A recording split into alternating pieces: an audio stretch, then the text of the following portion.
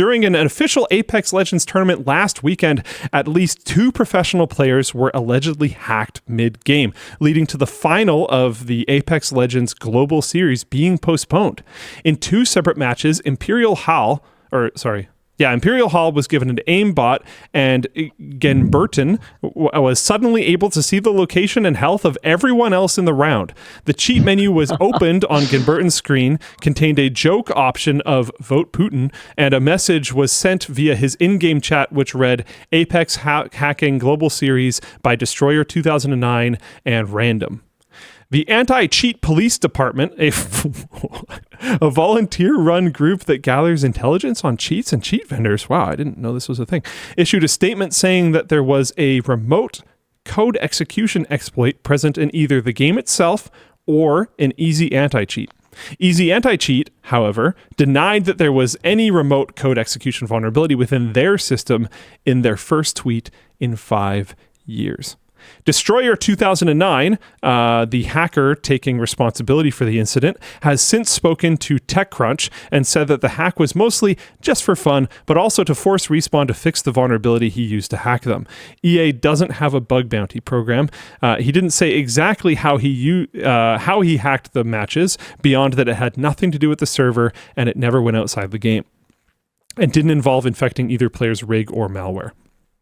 Destroyer 2009 apparently... With malware. With malware, sorry. Destroyer 2009 apparently has a reputation for hacking high-profile players for the lulz. As for why he specifically targeted Genburton and Imperial Hal, Destroyer 2009 said that they're just nice guys who deserve free attention and views. Discussion question, is this a problem specific to Apex Legends? Why aren't games like this more secure? I mean...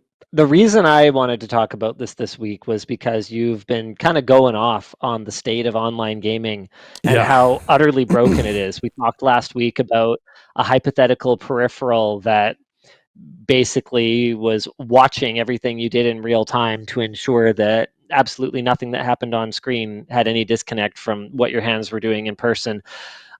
Something like this, the ability of a hacker to force another player to cheat, I think shows how sophisticated the software is getting, how sophisticated these players are getting, and B, how utterly unsalvageable online gaming is. I just don't really know what else to say at this point.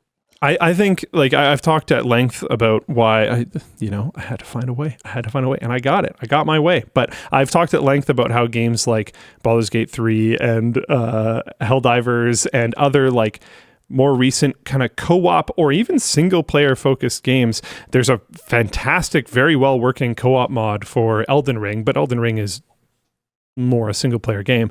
Elden Ring popped off. A lot of these non-online competitive games have been doing very well lately, and I think in no small part it's because hacking in competitive games has gotten to a ridiculous point.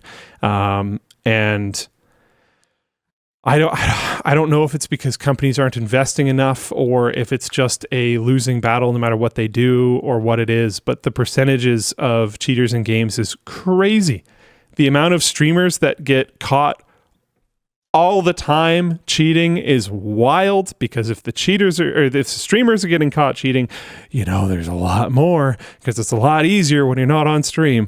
So it's just, it's frustrating, and it ruins things, because the biggest problem, which we've also talked about, is it brings to doubt every other loss or death or whatever it is that you have in a game. Even if that person isn't cheating, it's like, well, were they? Did I actually lose because of a skill gap? Did I actually lose because of a lack of preparation, whatever else? Or did I lose just because this person's cheating? Which really sours the whole experience. I think a lot of people out there are okay with, not being good enough to win all the time, but don't really feel super okay with losing because, the other person might have actually been worse, but they installed something and now they win anyways. So it's rough. I know a lot of people personally that have kind of stopped really playing that many online competitive games, especially online competitive shooters. I even know people that have traditionally not really been interested in anything other than online competitive shooters that have started shifting to things like League of Legends of all games, because yes, you can cheat in League of Legends. Really? Yeah, but it's a lot less impactful than cheating in something like, say, Warzone or Valorant or Call of Duty or Counter-Strike or something like that.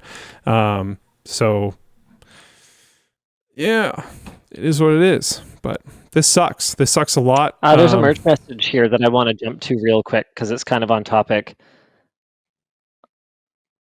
From Brandon G. Luke, Larian announced today that Baldur's Gate will not be getting any major DLC.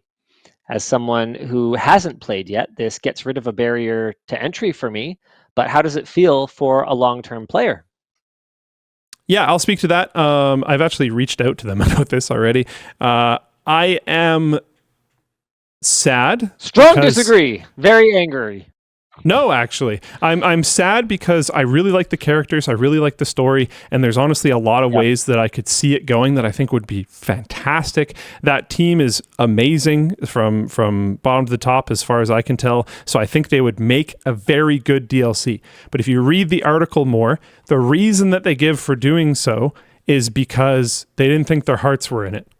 Apparently, there was communication before BG3 was released about other projects that they could work on that were not BG3, and the team was excited to work on those. And when BG3 was this like incredible smash hit success, the natural stepping for a gaming company is to make DLC or additional content of some kind through expansions or whatever else, so they can continue to monetize that game. And that is what you naturally do. So Larian stepped into that normal thing that you do, but their hearts weren't really in it. They were excited to work on this other thing. And the CEO of Larian, Sven Vicky, I hope I pronounced his name correctly, just decided, like, you know what? No, we're going to do the thing that we really want to do, which is this next project that they're not announcing. And you know what? I have some sadness for not receiving DLC for this game. That's fantastic. But I have more excitement for the next thing that they end up doing. So as far as I'm concerned, it's the right move. I think that's good. If they're a well-funded next thing. Yeah, exactly, right? Like whatever. So yeah, I don't know. I think that's good. I also think the next thing that they're doing is not specifically D&D. There's been some talks about that as well, which might be a good move. Their previous game, Original Sin 2, as far as my understanding goes, is not based on any of that, and it's fantastic. I don't think they need to be attached to D&D at all, personally. I don't think that's required in the slightest. I think they have no issue creating worlds, creating interesting storylines, creating interesting character bases, all that type of stuff. I think they'll be completely fine doing that. So yeah, I'm excited for whatever they do next, and the motivations behind this move make me excited for the fact that they did this move, despite the fact that I'm still sad that I don't get DLC. So yeah, I think it's good. I'm also happy, I'll say this, that they're not farming the DLC out to some other company who's going to screw it up. Because we see stuff like that happen as well. So they didn't talk about this. Stain on the legacy of this game. Yes, they didn't talk about doing this because I don't think it ever even came to mind necessarily. But there are absolutely companies that have done that and would do that, and they're not doing that as far as I can tell. So that's great, because I would rather it doesn't get touched than it gets ruined. So yeah, I'm cool with that.